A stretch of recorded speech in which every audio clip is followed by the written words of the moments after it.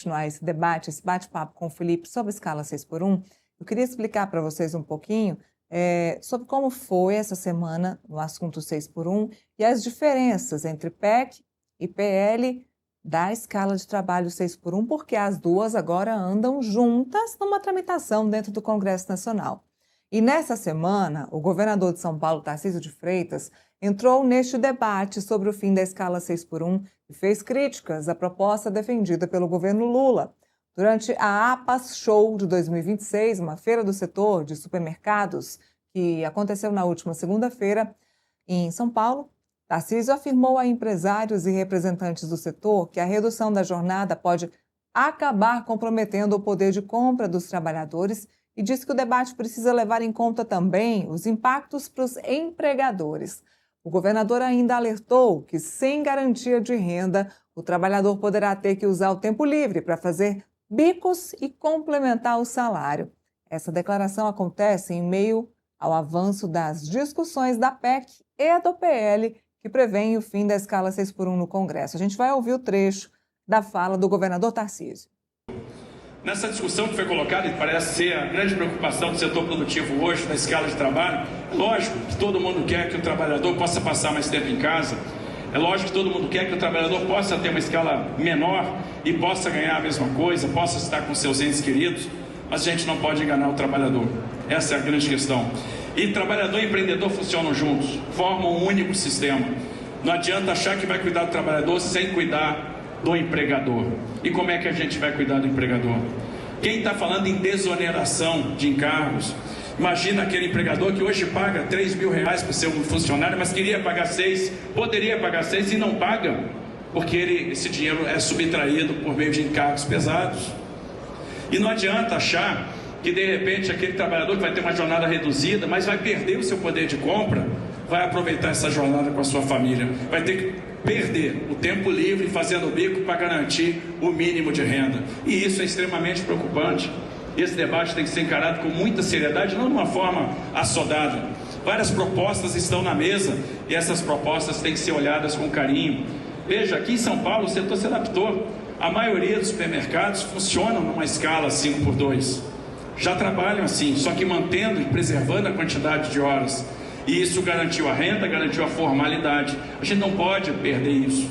Então há uma preocupação que é enorme no setor produtivo e isso tem que ser ouvido, para que a gente não leve as pessoas para o caminho da informalidade, da falta de proteção social, do desemprego, da falta de recursos, da falta de dinheiro no final do mês.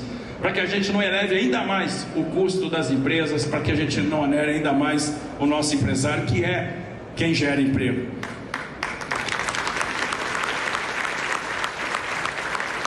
E esse evento é uma grande oportunidade para discutir temas como esse. Quem também comentou sobre o fim da escala 6x1 foi o senador e pré-candidato à presidência Flávio Bolsonaro. Durante coletiva de imprensa nesta terça, ele criticou a proposta e afirmou que a oposição deve apresentar uma nova proposta sobre a jornada de trabalho. Vamos acompanhar.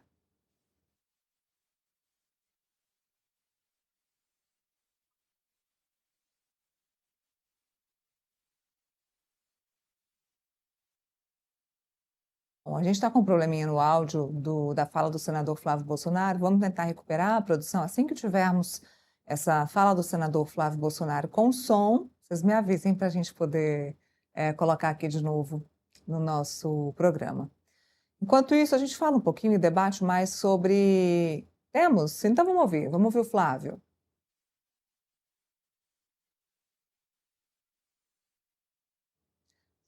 Não temos ainda, mas a gente então continua o nosso debate falando sobre as diferenças, divergências entre a tramitação da PEC e do PL, que tratam do mesmo assunto, fim da escala 6x1 dentro do Congresso Nacional. O Congresso e o governo avançam em duas propostas diferentes para acabar com a escala 6x1, mas com regras distintas.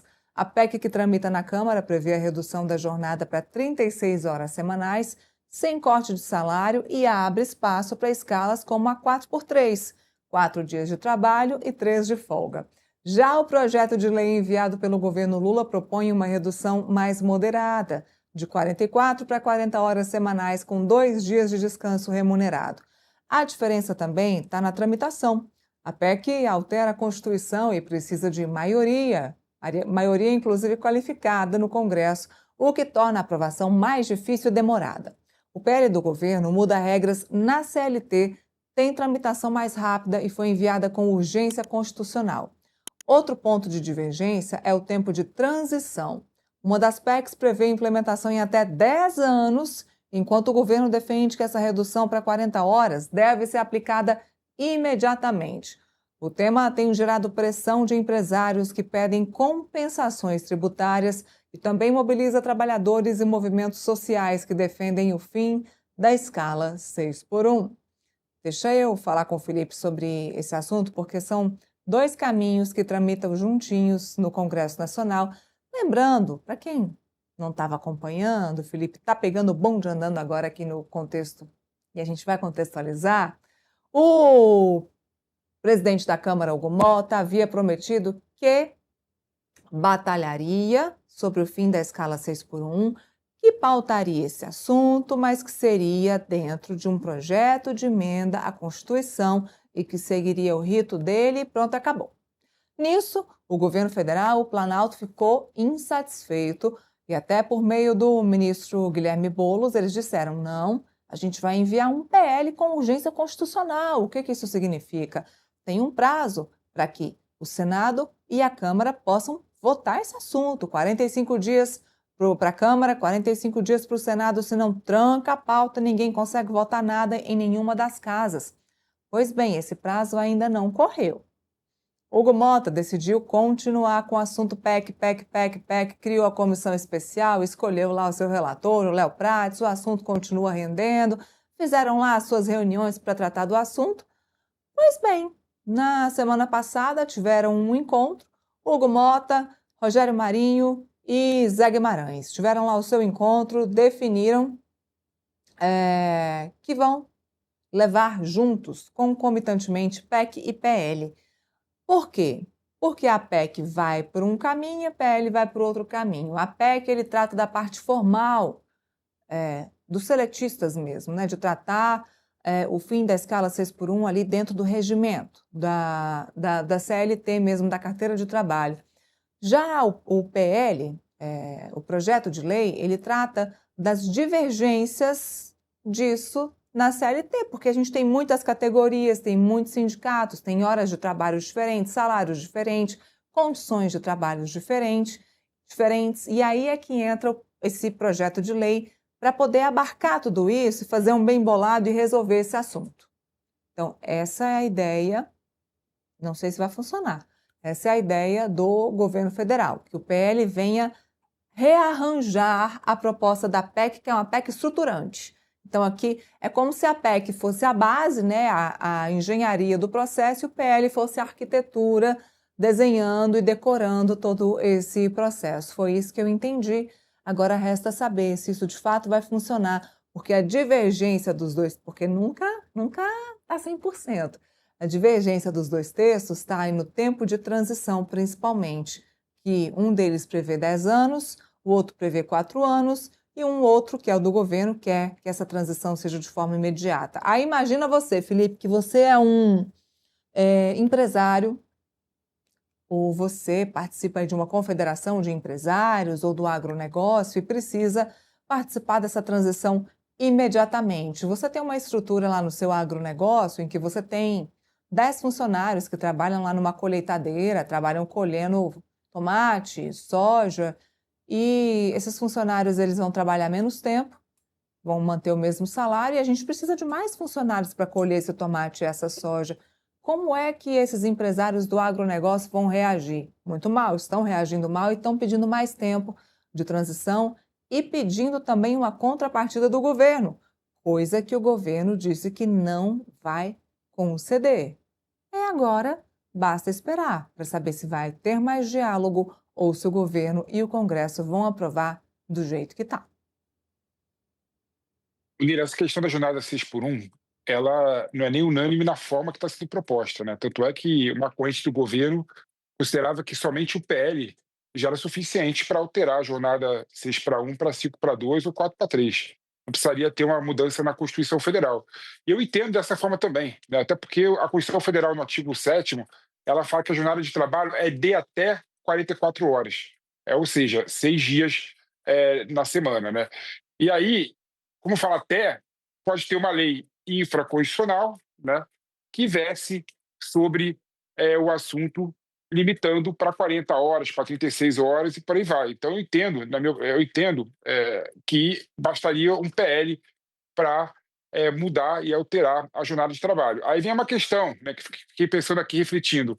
Caso a PEC não vigore, né, não seja aprovada pelo Congresso Nacional, mas o PL seja, porque precisa de maioria absoluta dos membros do Congresso Nacional, não maioria qualificada, como é o caso de emenda constitucional, a jornada 5-2 vai prevalecer ou não? Eu entendo que sim, eu entendo que sim. Mas no Brasil, mais uma vez, provavelmente, possivelmente, isso vai acabar no Supremo Tribunal Federal. E aí surgiram dois caminhos que você colocou muito bem, Neila. Primeiro que assim, a Constituição Federal, na alteração por meio de PEC, né, vai deixar claro que o jornal de trabalho é de até 40 horas, e aí o PL será para esmiuçar, né, essa relação de trabalho, falar quais são as exceções, falar se vai ter transição de 2, 4 anos, 10 anos, ou se não vai ter transição nenhuma e tem que ser aplicada de forma automática. Então o PL tem uma estrutura para ser detalhada de forma muito maior do que uma PEC que altera a Constituição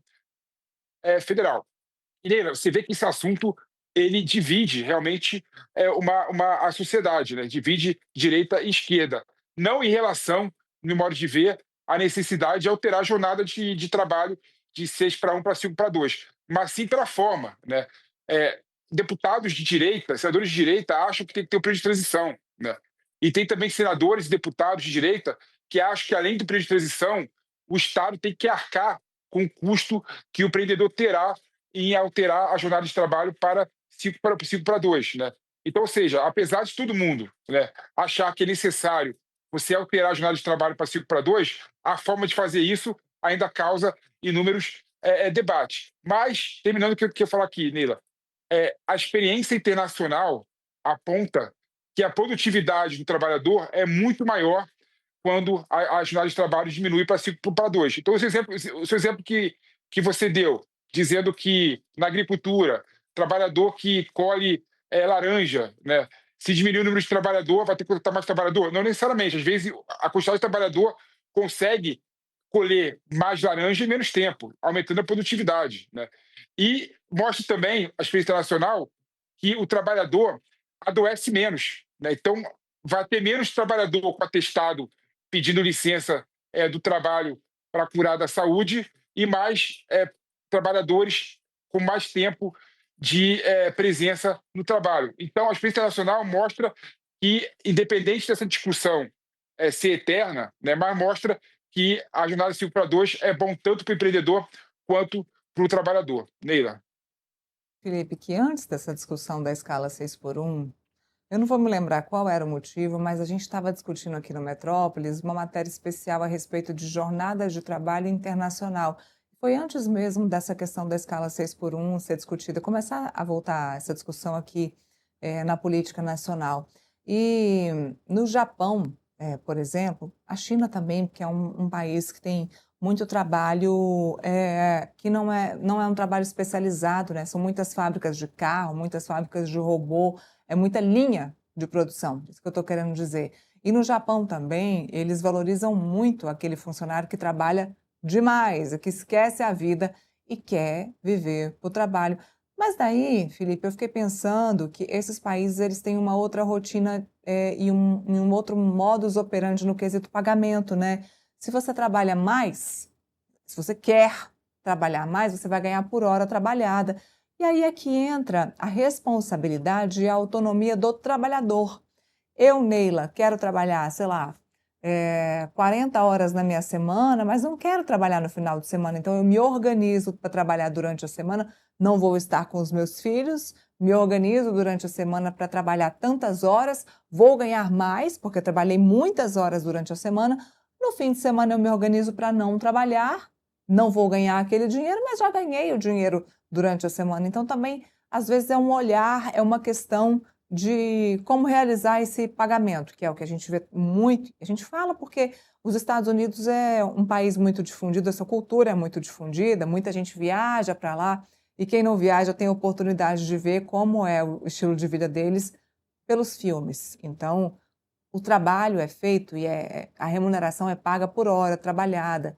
E talvez essa questão da remuneração por hora trabalhada também facilite essa questão da autonomia e da independência dos funcionários e dos trabalhadores, né? Tem também essa questão.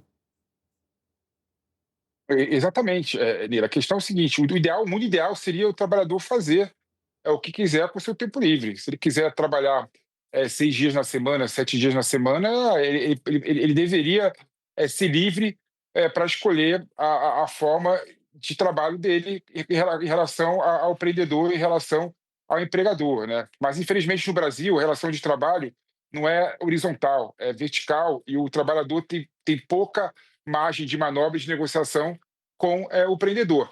Agora, foi interessante também, né, eu estava lendo uma entrevista de um dono de um restaurante do Rio de Janeiro, né, até esqueci o nome do restaurante, para eu citar explicitamente, né, falando que ele era contra, né, alterar a jornada de 7 para 1 para 6 para 5 para 2, mas eles iam fazer um experimento, né, ele resolveu mudar no restaurante dele, né, a jornada para 5 para 2. Incrivelmente, ele viu que a produtividade dos trabalhadores dele aumentaram, né, e mais do que a produtividade ter aumentado, né, os trabalhadores faltavam menos, porque então ele tinha que contratar menos garçom e menos pessoa da chapa para fazer bico no restaurante dele, porque a presença era muito maior.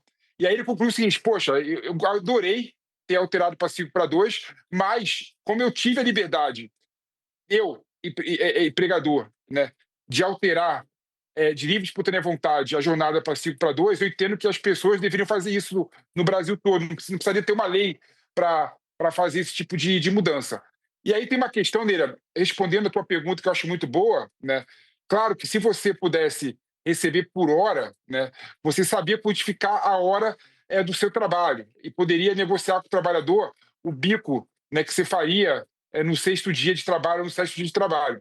Isso é muito interessante, porque a gente sabe que uma das formas de você aumentar a riqueza de um país é aumentar a forma de remuneração do trabalhador, né?